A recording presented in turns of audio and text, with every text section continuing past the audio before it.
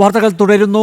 Russian president Vladimir പുടിനെ കാണാൻ പാക് പ്രധാനമന്ത്രി ഷഹബാസ് ഷെരീഫിന് കാത്തു നിൽക്കേണ്ടി വന്നത് 3/4 മണിക്കൂറോളം.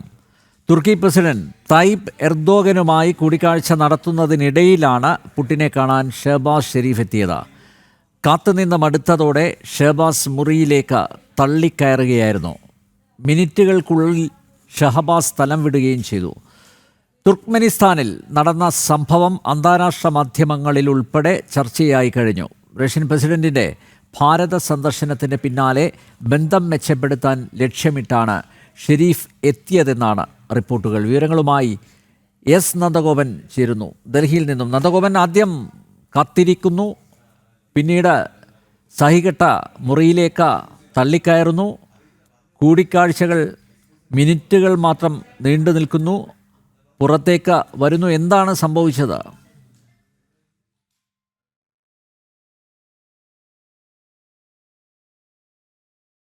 അനിൽ നമ്പ്യാർ, തുർക്കിമിസ്ഥാനിലാണ് ഇത്തരമൊരു വളരെ നാണക്കേടുണ്ടാക്കുന്ന ഒരു സംഭവം ഉണ്ടായത്. പാകിസ്ഥാൻ്റെ രാഷ്ട്രത്തലവന് കാത്തിരിക്കേണ്ടി വന്നത് ഏതാണ്ട് 40 മിനിറ്റിലധികം നേരമാണ്. ഈ 40 മിനിറ്റിലധികം നേരം ഇദ്ദേഹം പുറത്ത് കാത്തിരുന്നത് ഈ ടർക്കിഷ് പ്രധാനമന്ത്രിയും അതേപോലെ തന്നെ റഷ്യൻ പ്രസിഡന്റുമായുള്ള കൂടിക്കാഴ്ചയ്ക്ക് വേണ്ടിയായിരുന്നു. ഇവർ കൂടിക്കാഴ്ച നടത്തുന്ന സമയത്ത് ഇദ്ദേഹത്തിന് അനുമതി ലഭിച്ചില്ല പുടിനെ കാണുവാൻ വേണ്ടി. തുടർന്നാണ് ഇദ്ദേഹം 40 മിനിറ്റ് നേരം ഈ പാകിസ്ഥാൻ പ്രധാനമന്ത്രി ഷഹബാസ് ഷെരീഫിന് കാത്തിരിക്കേണ്ടി വന്നത്. ഒടുവിൽ ഗതികെട്ട് അദ്ദേഹത്തിൻ്റെ ഇപ്പോൾ അന്താരാഷ്ട്ര മാധ്യമങ്ങളും മറ്റും റിപ്പോർട്ട് ചെയ്യുന്നത് പ്രകാരം അദ്ദേഹത്തിൻ്റെ ആരോഗ്യം നശിച്ചു, അല്ലെങ്കിൽ ആരോഗ്യം ക്ഷയിച്ചു എന്ന രീതിയിലാണ്. അദ്ദേഹത്തിന് തീരെ വയ്യായിരുന്നു. തുടർന്നാണ് ഇദ്ദേഹം അകത്തേക്ക് ഈ ചർച്ച നടക്കുന്ന മുറിയിലേക്ക് ഇടിച്ചു കയറിയത് എന്നുള്ളതാണ് അന്താരാഷ്ട്ര മാധ്യമങ്ങൾ റിപ്പോർട്ട് ചെയ്യുന്നത്. അതേസമയം തന്നെ കയറി 10 മിനിറ്റിനകം തന്നെ അദ്ദേഹം പുറത്തേക്ക് പോയി എന്നുള്ളതും ഈ അന്താരാഷ്ട്ര മാധ്യമങ്ങൾ റിപ്പോർട്ട് ചെയ്യുന്നുണ്ട്. പ്രധാനമായും കഴിഞ്ഞ ആഴ്ച ഈ റഷ്യൻ പ്രസിഡന്റ് ഭാരത സന്ദർശനം ഉണ്ടായിരുന്നു. പ്രധാനമന്ത്രിയുടെ വസതിയിൽ അദ്ദേഹത്തിന് അത്താഴ വിരുന്നൊരുക്കി. അതായത് എല്ലാ തരത്തിലും എല്ലാ മേഖലകളിലും ഭാരതവുമായും റഷ്യയുമായിട്ടുള്ള ബന്ധം അത് കൂടുതൽ തലങ്ങളിലേക്ക് വ്യാപിച്ച ഒരു സാഹചര്യമുണ്ട്.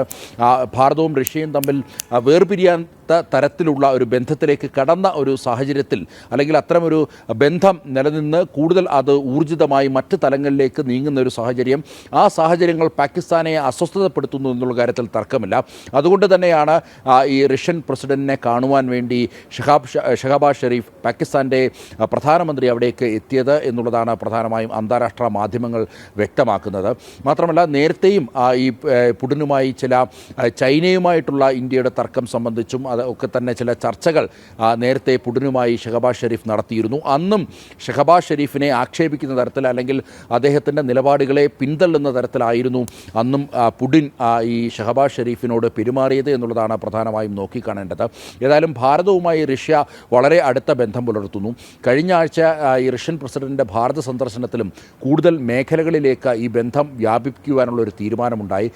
സ്വാഭാവികമായും അതിൽ വിരളി പൂണ്ട് അതിന് തടയിടുക എന്നുള്ള ലക്ഷ്യത്തോടു കൂടി തന്നെയാണ് പാകിസ്ഥാൻ പ്രധാനമന്ത്രി അവിടെ ഈ പുടിനെ കാണുവാൻ വേണ്ടി എത്തിയത്. ഏതായാലും കൃത്യമായി തന്നെ പുടിൻ അതിൽ സംയോജിതമായി തന്നെ ഇടപെട്ടുകൊണ്ട് ഏതാണ്ട് 40 മിനിറ്റ് നേരമാണ് ഷഹബാസ് ഷെരീഫിനെ കാത്തു നിർത്തിയത്. തുടർന്ന് മറ്റ് ഗതിയില്ലാതാണ് ഷഹബാസ് ഷെരീഫ് ഈ യോഗം നടക്കുന്ന മുറിയിലേക്ക് ഇടിച്ചു കയറുകയും ഏതാണ്ട് 10 മിനിറ്റ് ശേഷം അദ്ദേഹം പുറത്തേക്ക് വരികയും ചെയ്തത് എന്നുള്ളതാണ് ഇപ്പോൾ അന്താരാഷ്ട്ര മാധ്യമങ്ങൾ റിപ്പോർട്ട് ചെയ്യുന്നത്.